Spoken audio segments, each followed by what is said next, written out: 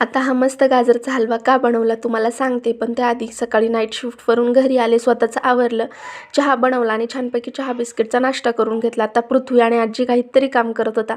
काम कशाचं, त्याची नुसती लुडबुडत चाललेली असते आणि माझं बाळ सकाळपासून नुसती चिडचिड करते. जेवायला देखील नाही म्हणते. मग टी व्हीवरती कार्टून लावून दिलं आणि त्याला जेवू घातलं. त्याच्याबरोबर मी देखील जेवण केलं आणि म्हटलं चला आता थोडा वेळ झोपून घेऊया.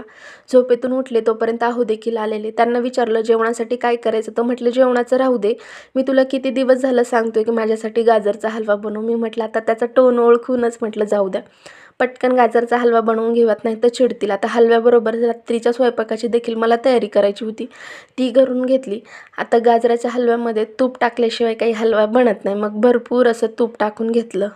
आता तो छान परततोय तोपर्यंत म्हटलं चला रात्रीचं जेवण देखील बनवून घेऊयात.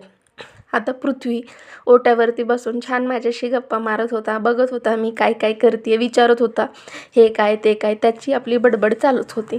छान गाजरचा हलवा परतला, त्याच्यामध्ये आता टाकली दुधावरची साय. आता हे जेव्हा टाकतो तेव्हा तुमचा गाजरचा हलवा खूप छान होतो. तुपाबरोबरच त्याच्यामध्ये साय देखील टाकायची, म्हणजे खूप छान असा आपला हलवा बनवतो. छान त्याला परतवून घ्यायचं आणि वाटलंच तर तुम्ही दूध वगैरेही घालू शकता, पण मी दूध काही टाकत नाही, ड्रायफ्रूट्स वगैरे टाकून घेतले. आणि असा झाला आमचा गाजरचा हलवा. कसा वाटला कमेंट करून सांगा. व्हिडिओ आवडल्यास लाईक करा आणि चॅनलला सबस्क्राईब करा. चला बाय.